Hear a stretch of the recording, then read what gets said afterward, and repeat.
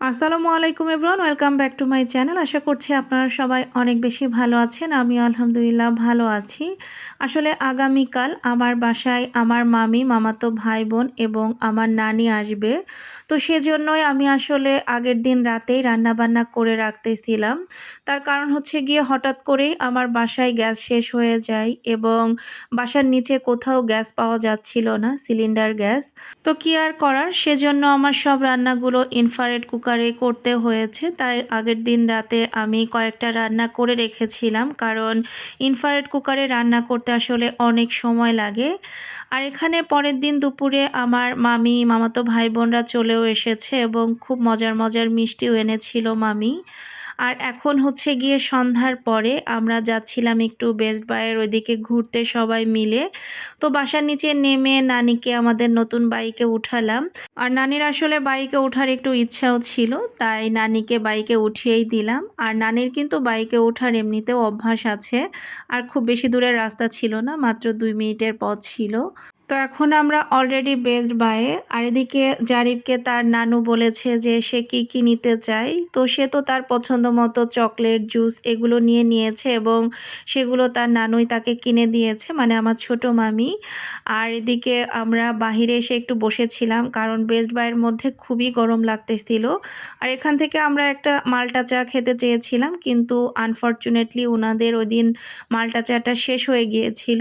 তো এখানে কিছুক্ষণ ওয়েট করার পরে আমরা আমাদের সামনে বটতলাতে একটা হোটেল আছে, ওখানে আমরা চলে যাই। ওখানেও আসলে একটা মাল্টা চা হয়, তবে ওই জায়গা থেকে আমার কাছে এই রেস্টুরেন্টের মাল্টা চাটাই বেশি ভালো লাগে। আর এদিকে বটতলাতে এসে দেখি যে একটা মামা ছোট ছোট ফুচকা বিক্রি করছে। তো এখান থেকে হুমায়রার জন্য একটা নাগা মরিচ দিয়ে ফুচকা নেওয়া হয় এবং হুমায়রাকে দেখলাম যে ও প্রচুর পরিমাণে ঝাল খেতে পারে। তো ওর নাগা মরিচ দিয়ে ফুচকা খাওয়া দেখে আমি নিজেই অবাক। আর এখানে আমি আর মামি দুজনে একটা নিয়েছিলাম নাগা মরিচ ছাড়া। তবে এই ছোট ছোট ফুচকাগুলো খেতে কিন্তু দারুণ লাগে। আর এখানে এসে দেখি যে নানি একটু পুডিং খেয়ে নিচ্ছিল, যদিও নানি আসলে কোনো কিছুই খেতে চায় না, সে কোনো কিছুই বলে না যে কোনোটা খাবে বা কিছু। আর এদিকে জারিফ আবার সন্দেশ নিয়ে এসে বসেছে দেখি। তো ফাইনালি আমাদের মাল্টা চা চলে এসেছে। তো এনাদের মাল্টা চাটাও খেতে খারাপ না, আমার কাছে এই মাল্টা চাটা একটু টক বেশি মনে হয়। আমার কাছে মনে হয়েছে যে ওনারা এটাতে লেবু ব্যবহার করে, তবে খেতে ভালোই লাগে, খারাপ না। সবাই বেশ পছন্দ করেছে মাল্টা চাটা। আর জারিফ তো এদিকে মাল্টা চা খাবে না, সে এখানে একটা দুধ চা নিয়ে এসে বসেছে এবং সেটা ফু দিয়ে ঠান্ডা করছিল, পরে তার বাবা ঠান্ডা করে দিচ্ছিল।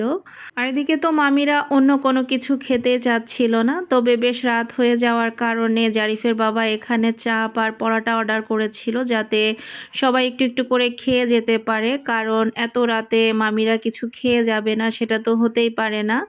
তো সবাই কিন্তু চাপ দিয়ে পরোটাটা খুবই মজা করে খেয়েছিল, কারণ ওনাদের পরোটাটা অনেক বেশি মজা। আর ওনাদের চিকেন চাপটাও বেশ খেতে ভালো লাগে। তো দুইটা মিলিয়ে খেতে বেশ ভালোই লাগতেছিল।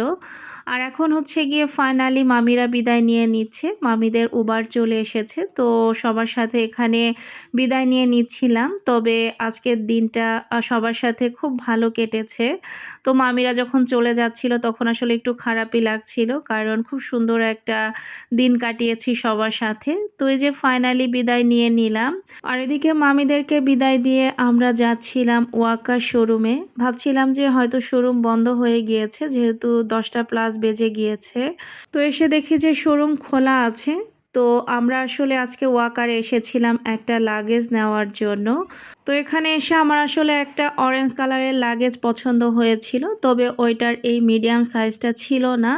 তো পরে কি আর করার, এই লাগেজটার মধ্যে দুইটা কালারই ছিল, একটা ছিল ব্ল্যাক আর একটা ছিল ব্লু।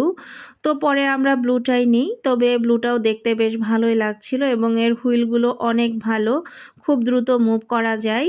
তো সেজন্য আমরা ফাইনালি ডিসিশন নেই যে আমরা এই লাগেজটাই নিব, এবং এখানে দুইটা চেম্বার ছিল ভিতরে, তো এটাই দেখিয়ে দিচ্ছিল। আর সত্যি কথা বলতে লাগেজ সম্পর্কে আমার আসলে অত বেশি ভালো আইডিয়াও নেই। বিয়ের পরে আমরা মনে হয় এটাই প্রথম লাগেজ কিনলাম। এর আগে আমি যদিও দুইটা লাগেজ ব্যবহার করেছি বিয়ের আগে, তো সেগুলো আসলে এত ভালো মানের না, একদমই নর্মাল লাগেজ ছিল ওগুলো। আর এদিকে লাগেজ কেনা হয়ে গেলে আমি লাগেজ নিয়ে একটা রিক্সাতে করে বাসায় যাচ্ছিলাম, কারণ লাগেজ নিয়ে তো আর বাইকে ওঠা যাবে না।